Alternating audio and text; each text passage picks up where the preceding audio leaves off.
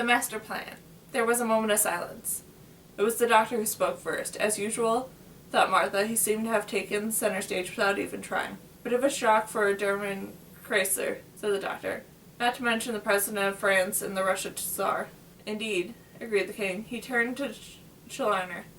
You're a fool, sir. Germany, France, and Russia, all rising armies, all building battleships. If I move against them, all three countries will combine to crush me, and crush England. What's more, I'm related to most of them. Not that that would stop Wilhelm if he thought he could get away with it.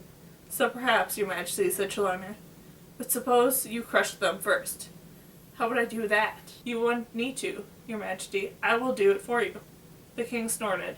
Got an army and a navy already, have you? There will be no need, your majesty. I will destroy them by using an advanced science. Weapons of mass destruction, suggested the doctor. A spot of atomics, or is it a neutron bomb? That always goes down well. Goes up first, of course. Nothing so crude, snarled Challoner. We have hidden temporal reservations devices in all the major capitals of Europe, Asia, and Africa. They can be set up by remote control from the temporal power source in my laboratory. The cities, their rulers, and the people will no longer exist, your majesty.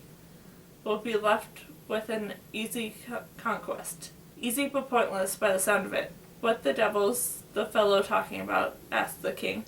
But the doctor knew. Oh, that's terribly risky, you know. Tricky business, temporal reservation. Even the Time Lords never left it alone. I am an expert in these matters, doctor, said Challoner. I can and will do exactly as I promise. He turned to the king. Well, your majesty? Don't listen, burst out Martha. You'll just be the puppet emperor of a world under an alien rule. He isn't even human. She's right, your majesty, said Carthers. He turned to the doctor. You know that better than anyone, doctor. Tell his majesty. The doctor was silent for a moment, then he said, I don't know, but I think it's a pretty neat scheme. Bit risky, of course, but well worth a try. Martha and Carthers stared at him in horror. Challoner, too, was astonished. He stared at the doctor. Who are you? Just a visitor, said the doctor. Neutral observer, you might say. Passing through, sightseeing, tourist, really. But I think you're onto something. This planet always been in trouble. Needs a bit of discipline. He might be the man, just the man. Well, not the man, of course. Monster, alien, whatever. Challoner glared at him. Your friends do not seem to hold the same opinion. Oh, they're young and impulsive. No sense of the practical. I'll talk them around. Tell you what. Give me 10 minutes alone with His Majesty and my friends, and I'm sure I can convince them. Why should I trust you?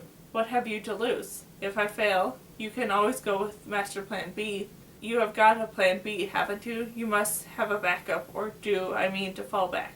After a long pause, Challoner said, Yes, I do have a Plan B, as you put it. Not as good as this one, is it? Said the doctor. The British Empire is the best for you, or you wouldn't have started here. Others would be second best. Very well, doctor. You may have your 10 minutes alone. Completely alone, mind you, said the doctor. No you, or no Judoon. Agreed Challoner, turning back to the king. I advise you to listen to the doctor, your majesty. After all, one puppet is as good as another. As for you, doctor, permit me to show you who you're dealing with. Just as he had in the laboratory, Challoner blurred and changed to some lizard-like shape that was his true form. The doctor, no stranger to alien life forms, seemed unimpressed. Although he'd seen it before, Carthers looked on in horror. Martha turned to the king to see how he was reacting. Puffing his cigar, the king said calmly, Magic trick, eh? Damn clever. Returning to his human shape, Challoner turned and left the room, followed by the Judoon. Instantly, Martha and Carthers rounded on the doctor. Martha said, Doctor, you can't. Carthers said, Sir, I beg you. Both were speaking at once, and the doctor put a finger to his lips, silencing both. Suddenly, the king rose, wheezing a little, and everyone fell silent. He took up a position before the fireplace and stood, a curiosity-imposing figure, gazing around the room. This was my mother's favorite sitting room, you know, he said, tossing the cigar stub into the fire. Never allowed to smoke in here then. Lord, the ticking's off I've had in this room. His gaze fixed on Carthers. You know how long I have waited to be king, Harry? A very long time, your majesty. All those years as Prince of Wales.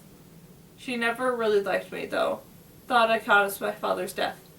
I'm sure that's not so, your majesty. got into a bit of a scrape with a young actress. He came down to see me in the country on a wet and windy day. Caught a cold and died as soon after that. She never forgave me, said I was thoughtless, never let me take any part in state affairs.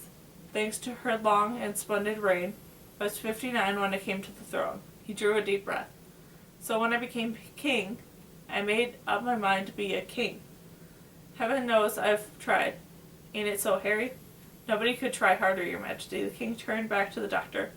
So you can save your words, Doctor. Whoever you are, you'd be wasting your breath. I'm not sure who or what this fellow Trelawney is, but I want no part in his schemes. My one aim as a king is to prevent the world war, not to start one.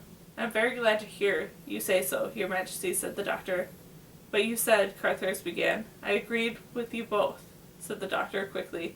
Trelawney and his mad scheme must be stopped. It's not just mad, it's dangerous. Temporal reservation technology is just so unstable. If these devices of his go wrong, and believe me, they will, he could warp the fabric of time itself. He could destroy the universe. Then why, began Martha. The doctor cut him off. The only way to prevent his master plan is to pretend to go along with it. When he comes back, Your Majesty, I want you to agree. The king looked unsure. And if I don't, he'll carry out plan B, which is to kill us, said the doctor calmly.